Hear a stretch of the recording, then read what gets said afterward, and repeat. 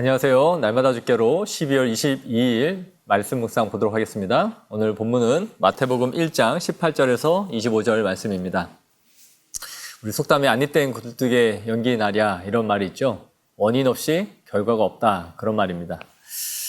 모든 일들이 손뼉이 마주쳐야 소리가 나죠. 어떤 이치가 그렇습니다. 항상 무언가가 원인과 결과가 이어져 있는 것이죠. 우리의 일반적인 상식과 생각은 하나님께서 하시는 초자연적인 일들을 이해하지 못하게 하는 중요한 원인이 됩니다. 우리는 항상 원인과 결과로 생각하기 때문에 기적과 같은 사실들을 이해하기가 참 어려운 것이죠. 그래서 성경의 말씀을 그대로 받아들이기가 참 어렵습니다. 그 중에 하나가 바로 동정녀 마리아의 탄생일 것 같아요. 남자와 관계를 맺지 않은 여인이 아이를 잉태한다는 것, 상식적으로, 일반적으로 도저히 믿을 수 없는 일입니다. 오늘 우리가 관찰 질문을 보면서 또 말씀 묵상을 보도록 하겠습니다. 관찰 질문 1번을 보시면 예수님의 나심이 어떠했는지를 묻고 있는데요. 18절에서 19절에 예수님의 나심에 대해서 설명해 주고 있습니다. 그의 어머니 마리아가 요셉과 약혼하고 동거하기 전에 성령으로 잉태되었다라고 말해요. 즉 약혼하고 잠자리를 갖지 않았는데 아이가 생겼다라는 말이죠. 이것을 그리고 요셉이 알게 됩니다. 입장을 바꿔놓고 생각해보면 어떨까요? 갑자기 사귀고 있던 자신의 자매가 자신에게 오더니 어느 날 나 임신했어 라고 말해요. 그런데 그러면서 나는 결백하다 라고 주장합니다. 이것을 믿을 수 있을까요? 인간적으로 정말 믿기 어려울 겁니다. 아무 일도 하지 않았는데 자신에게 아기가 생겼다라고 말하는 이 여인의 말을 믿어줄 남자들은 아마 거의 없을 것 같아요. 거의 이러한 일이 일어난다면 이것은 파혼감이죠. 더구나 혼인 전에 잠자리를 하는 이러한 행위는 구약 율법에 의하면 돌에 맞아 죽어야 할 사형에 해당되는 죄였습니다. 그런데 19절에 이렇게 말합니다. 요셉은 의로운 사람이라 그를 드러내지 아니하고 가만히 끊고자 하여. 여기서 끊고자 했다라는 말은 요셉이 이 일을 누군가에게 알리고 떠벌려서 문제화시키지 않으려 했다라는 거예요. 그냥 마리아를 이해하는 것은 아니었을지라도 조용히 덮고 관계를 끊고자 했던 것으로 보여집니다. 관찰 질문 2번에 천사가 요셉에게 예언하는 내용이 무엇인지를 묻고 있네요. 그 밤에 천사가 꿈에 나타나서 수태고지를 해줍니다. 마리아가 잉태한 이 아이는 성령으로 잉태되었고 또 이 아이는 인류를 구원할 구원자임을 말해줍니다. 그러니까 마리아를 데려오는 것을 두려워하지 말라라고 말해줘요. 그리고 이 아이가 자기 백성을 그들의 죄에서 구원할 자, 즉 메시아임을 말해주는 것이죠. 그리고 이것이 이사야 선지자가 수백 년 전에 예언한 그 예언의 성취다라고까지 말해줍니다.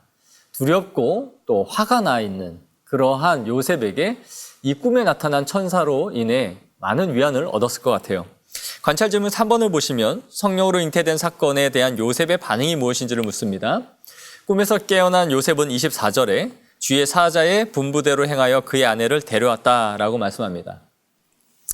그리고 그는 아이가 태어날 때까지 동침하지 않습니다.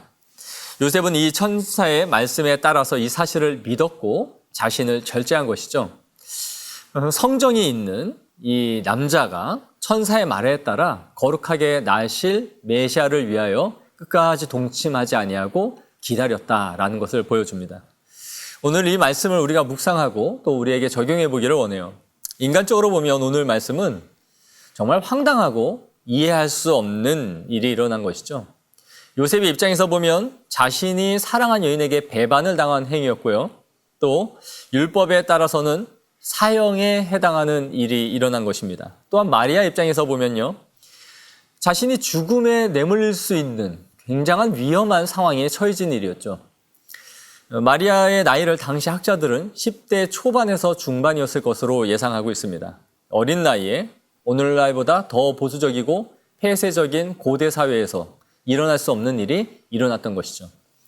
그럼에도 요셉과 마리아의 순종이 어떠했는가 하는 것을 우리가 더 깊이 한번 생각해 보게 되는 것이죠.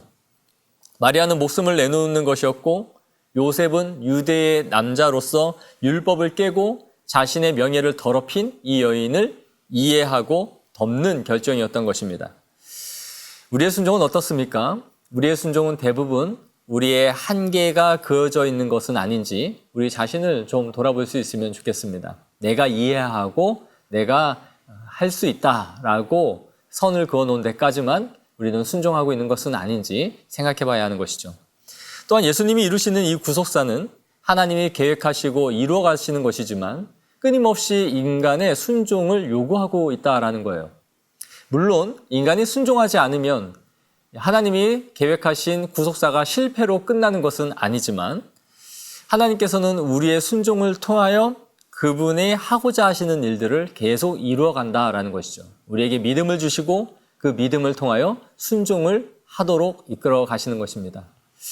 오늘도 자신의 이해 한계를 넘어서서 요셉의 순종을 통해 예수님이 이 땅에 오셨던 것처럼 우리의 삶 가운데 끊임없이 요구받고 있는 순종의 자리가 무엇인지를 하나님 앞에 물으면서 날마다 순종의 제사를 드릴 수 있는 성도들이 되어지기를 소망합니다.